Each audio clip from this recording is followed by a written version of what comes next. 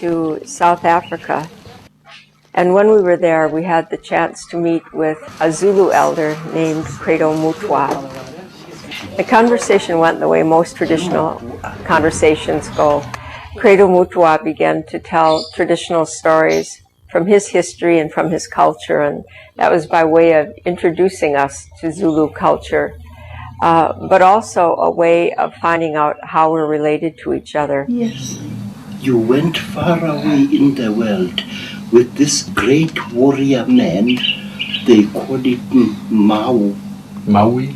Yes, Maui. He was a great chief. Yes. And he went across the sea and he never came back.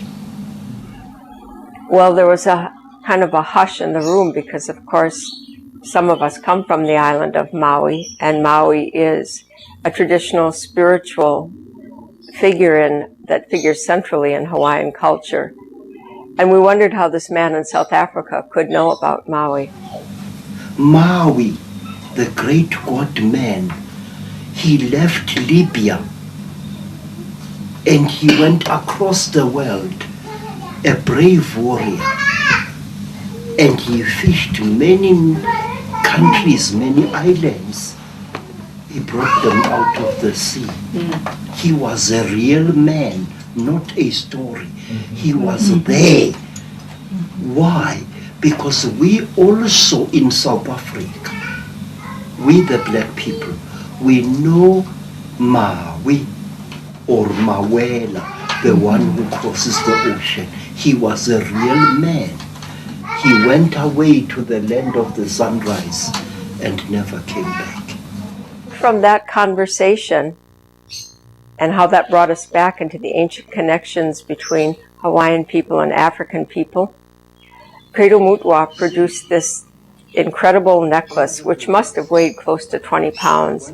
And it had really strange, interesting beads, and the beads were rocks the size of a man's fist, a fistful of rock. And he asked, did anyone at the table know what this meant? Could anyone decipher the information that was encoded on the rocks? So I tried to make myself humble.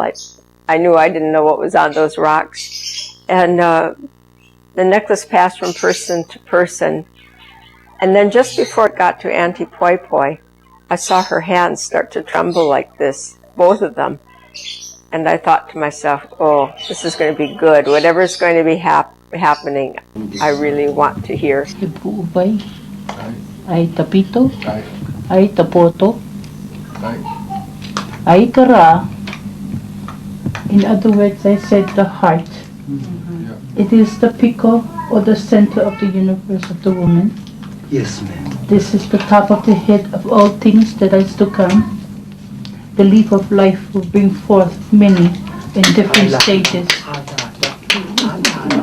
And then the sun will shine. The sun that had taken Africa's people away, the boat, like cattle, slaved.